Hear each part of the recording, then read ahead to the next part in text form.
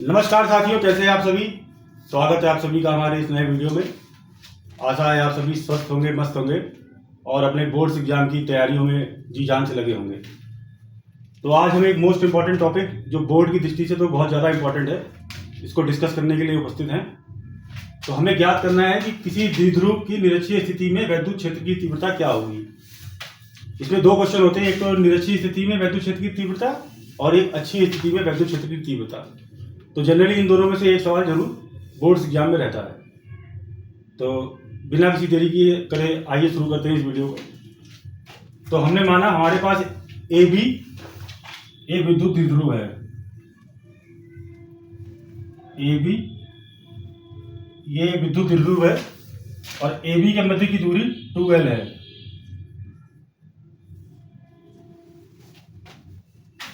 साथ ही हमें दिया गया है ए और बी एक विद्युत द्विध्रुव है जिनके मध्य की दूरी 2L है। बिंदु ए पर माइनस क्यू आवेश है और बिंदु बी पर प्लस क्यू आवेश है।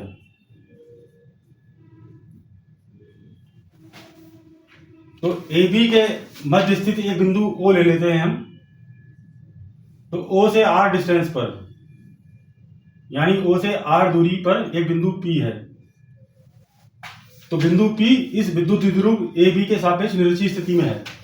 तो हमें इस बिंदु पी पर ही इस ए बी के कारण लगने वाले वैद्युत क्षेत्र की तीव्रता का मान ज्ञात करना है। तो वैद्युत क्षेत्र की तीव्रता को हम लोग इलेक्ट्रिक फील्ड इंटेंसिटी भी कहते हैं। तो पहले हम क्या करेंगे, हम बिंदु रेखा पी ए को मिला लेंगे और पी बी को मिला लेंगे।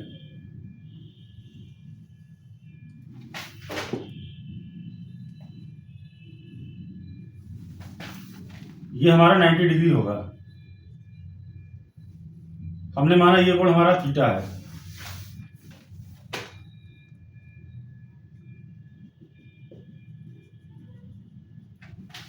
अब होगा क्या, माइनस क्यू आवेश के कारण बिंदु पी पर लगने वाला जो वैद्युत क्षेत्र की तीव्रता होगी वो, क्योंकि वैद्युत क्षेत्र की तीव्रता माइनस क्यू के कारण इधर आकर्षित होगी, तो माइनस क्यू के कारण जो वैद्युत क्षेत्र की तीव्रता होगी इसका डायरेक्शन इधर होगा। इसको हम E1 बोल देते हैं। और बिंदु पी बी पर प्लस क्यू आवेश है, तो प्लस क्यू आवेश के कारण जो वैद्युत क्षेत्र की तीव्रता होगी उसका डायरेक्शन प्लस क्यू से रिपल करेगा, ये E2 हो जाएगा। साथ ही चूंकि ये बिंदु O जो है ये मध्य बिंदु है और ये अगर टोटल दूरी 2L है तो AO और OB की लंबाई LL होगी। इतना स्पष्ट होगा आपको। तो अगर मुझे ज्ञात करना हो कि PA की लंबाई और PB की लंबाई क्या होगी, तो हम सभी जानते हैं पाइथागोरस प्रमेय के अनुसार कर्ण का स्क्वायर इक्वल टू लंब का स्क्वायर प्लस आधार का स्क्वायर। जैसा कि हमें पता है लंब हमारा R है तो R स्क्वायर और आधार हमारा L है तो L स्क्वायर। यहां से हमारी जो कर्ण की वैल्यू है, कर्ण मतलब इसको हाइपोटेन्यूज भी बोलते हैं अंग्रेजी में, तो हमारा कर्ण जो है वो PA या PB है।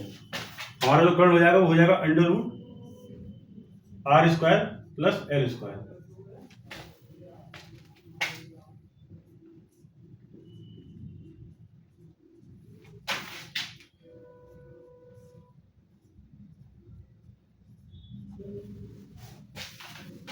तो मित्रों हमें यहां से पाइथागोरस प्रमेय के माध्यम से हमें PA की लंबाई और PB की लंबाई की ज्ञात हो गई है। साथ ही हमें एक चीज देखेंगे, जो मैंने ये डॉटेड किया है ये और AB एक समानांतर रेखाएं हैं।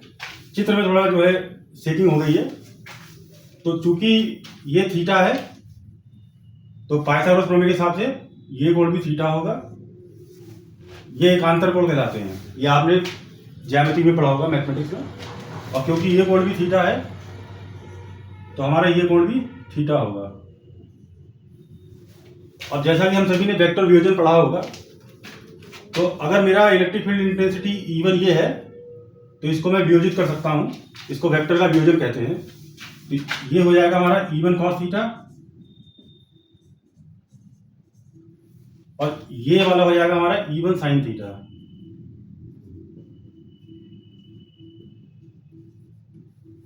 और चूंकि कोण ये थीटा है तो ये E2 जो है हमारा ये भी वेक्टर में वियोजित होगा, तो ये डायरेक्शन में E2 cos थीटा आ जाएगा।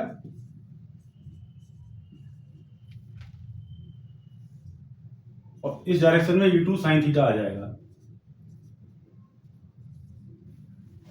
अब मित्रों होगा क्या, क्योंकि दोनों समान आवेश हैं माइनस क्यू और प्लस क्यू, तो इनके द्वारा जो परिणामी वैद्युत क्षेत्र की तीव्रता होगी वो बराबर होगी, सिर्फ डायरेक्शन इनका चेंज होगा। तो हमारा क्या होगा, जो E1 साइन थीटा और E2 साइन थीटा, क्योंकि हमारा E1 और E2 का परिमाण सेम है और ये दोनों अपोजिट डायरेक्शन में है, तो ये आपस में कैंसिल आउट हो जाएंगे। तो जो हमारा परिणामी वैद्युत क्षेत्र की तीव्रता होगी, मैं यहां लिख देता हूं,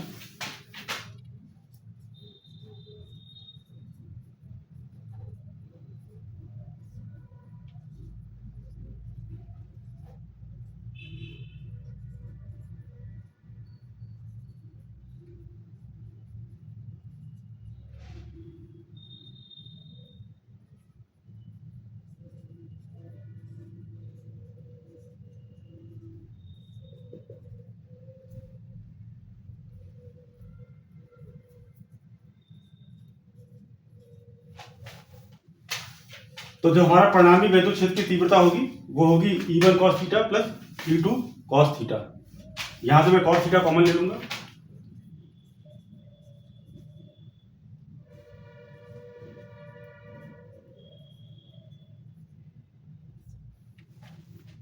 जैसा कि हम सबको पता ही है, मैंने पहले बताया आपको कि क्योंकि दोनों आवेशों का जो परिणाम है, परिमाण है, वो बराबर है, सिर्फ ये नेगेटिव और ये पॉजिटिव है, इसकी वजह से जो वैद्युत क्षेत्र तीव्रता होगी वो उनका मान भी बराबर होगा।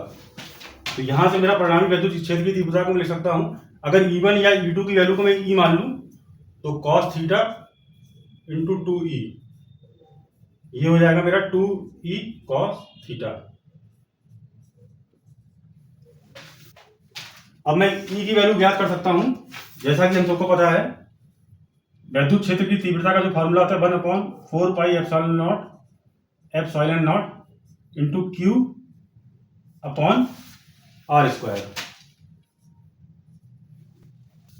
तो यहां R की जो वैल्यू होती है वो आवेश से और जिस बिंदु पर वैद्युत क्षेत्र की तीव्रता ज्ञात करनी है उसके मध्य की दूरी होती है, क्योंकि हम लोग पहले ही ज्ञात कर चुके हैं कि ये जो दूरी है आवेश से मतलब या माइनस क्यू से या प्लस क्यू से, जो जिस बिंदु पर हमें वैद्युत क्षेत्र की तीव्रता ज्ञात करनी है उनके मध्य की दूरी under root R square plus L square है। तो यहां से मैं E की वैल्यू लिख सकता हूं 1/4 pi epsilon naught Q upon, अब R का वर्ग है मतलब जो बीच की दूरी है उसका वर्ग है यहाँ पर, यानी under root R square plus L square का होल स्क्वायर।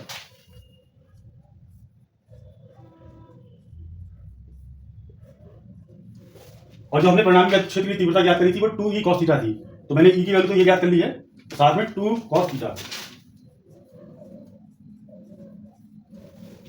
यहां से लिख सकता हूं 1/4 pi epsilon not into Q under root R square plus L square का होल स्क्वायर इंटू 2 इंटू, अब cos थीटा की वैल्यू क्या होगी, हमें पता है हमारा ये एंगल थीटा है और हमने ट्रिग्नोमेट्री में पढ़ा हुआ है ये फार्मूला की cos थीटा की जो वैल्यू होती है वो आधार बटा कर्ण होती है। आप सभी ने लाल बटे पतला ये फार्मूला पढ़ा होगा जरूर हाई स्कूल में। ये शॉर्टकट तरीका है साइन थीटा cos थीटा और टेन थीटा की वैल्यू ज्ञात करने का।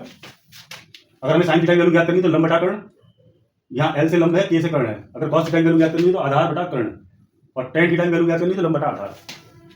तो यहां से मैं cos थीटा की वैल्यू आधार बटा कर्ण, आधार है मेरा L, कर्ण है मेरा under root R square plus L square, तो cos थीटा की वैल्यू मैं लिख सकता हूं।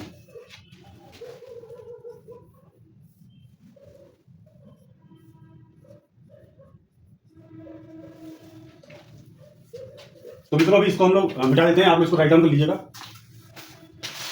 तो मित्रों परिणामी वैद्युत क्षेत्र की तीव्रता हमारी आई थी 1/4 pi epsilon naught Q into 2L upon under root R square plus L square का whole square into R square plus L square. या मैं इसको लिख सकता हूं 1/4 pi epsilon naught Q into 2L, ये इसकी स्क्वायर है और इसकी पावर 1/2 है, तो ये दोनों पावर ऐड हो जाएंगी क्योंकि ये क्वांटिटी सेम है, तो इसको मैं लिख सकता हूं R square plus L square की पावर 3/2, क्योंकि ये 2 है और ये प्लस हाफ है, इस वजह से मैंने 3/2 आएगा। मित्रों हम यहाँ देख सकते हैं कि हमारे पास जो विद्युत द्विध्रुव दिया था उसका आवेश और उसके मध्य के बीच की दूरी 2L दी गई है। तो हम सभी जानते हैं कि विद्युत द्विध्रुव के किसी आवेश और उनके मध्य की दूरी के गुणनफल को उस वैद्युत द्विध्रुव का आघूर्ण कहते हैं और जिसको P से निरूपित करते हैं। तो मैं Q इंटू 2L को P लिख सकता हूँ यहाँ पर, ये मेरा हो जाएगा P upon 4 pi epsilon not R square plus L square की पावर 3/2। अब मान लीजिए किसी स्थिति में जो दोनों आवेशों के मध्य की दूरी हमारी 2l थी, तो यदि l की जो मान है वो r के मान से बहुत ज्यादा नगण्य हो, यानी l is less than r, इस स्थिति में हम l की वैल्यू को 0 मान सकते हैं। तो जो हमारी परिणामी विद्युत क्षेत्र की तीव्रता आएगी वो हो जाएगा P/4πε0 r स्क्वायर की पावर 3/2। अब यहाँ से होगा क्या, ये r स्क्वायर की पावर 3/2 है, तो ये दो और ये दो कैंसिल आउट हो जाएंगे। तो मेरा जो फाइनल आंसर होगा वो होगा P/4πε0 r की power 3। This is my final answer. तो आप इसको नोट डाउन कर सकते हैं, आप इसका स्क्रीनशॉट ले लीजिएगा। बाकी जुड़े रहिए हमारे साथ इसी तरह वीडियो में। बहुत बहुत धन्यवाद।